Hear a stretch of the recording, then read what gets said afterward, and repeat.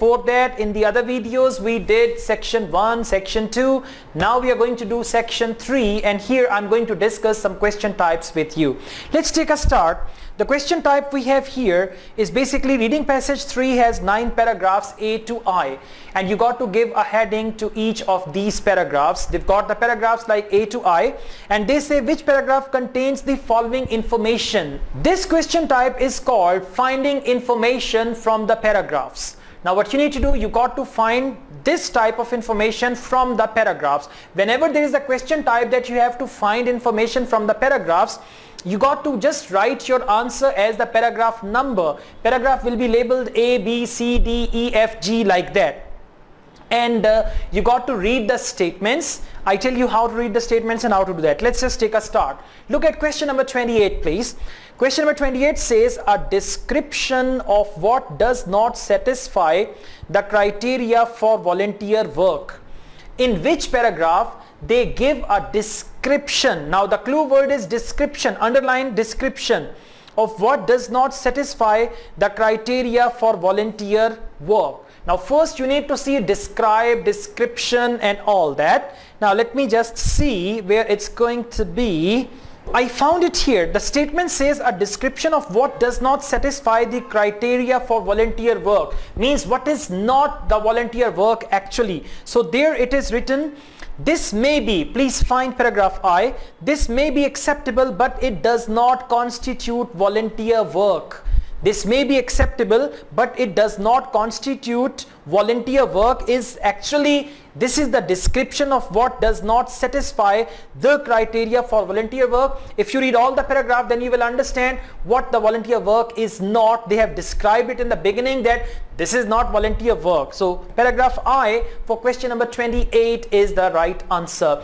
Now sometimes you cannot be convinced in section 3 that okay, is this the answer, but you got to read it and then you can understand. If you want to understand, then read the whole paragraph and you'll get it. Number 29, the impact. Now underline the word impact. Impact is also like effect. So the impact of voluntary work on the development of individuals.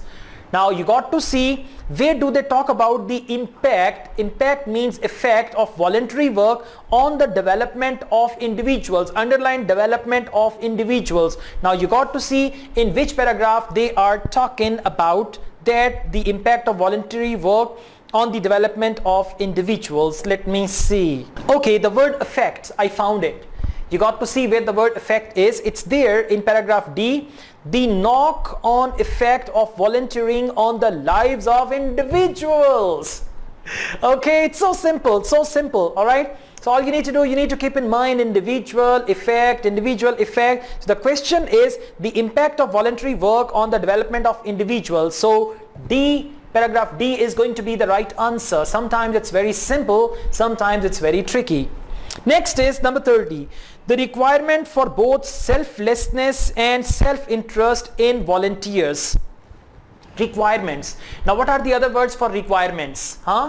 Requirements. It can be prerequisite, right? So if you're going to scan for the word like requirement, need, prerequisite, you can find the answer. Let's just scan. I found it. It's there. Please watch carefully. But what are the prerequisites for becoming a volunteer? Prerequisites or requirements, they are the same thing. What are the prerequisites for becoming a volunteer? One might and all that. You don't need to read in detail. You know this paragraph is about the requirements. So the answer of question number 30 is going to be G. Next is 31. Various areas. Now you need to underline areas, aspects, areas. Various areas in which people volunteer. In which paragraph they talk about different areas or various areas in which people actually volunteer, means they work for free. Okay, I found it. It's here, a breakdown in the year 2000 of the range of volunteering activities.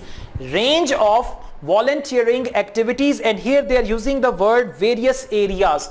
Now various areas, actually that is the range of volunteering activities. So for question number 31, paragraph C is the right answer.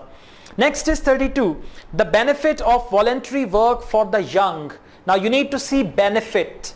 benefit, advantages, these type of words. So if I'm going to look for the word benefit or profit or okay, scan, I found it. There is the word benefit.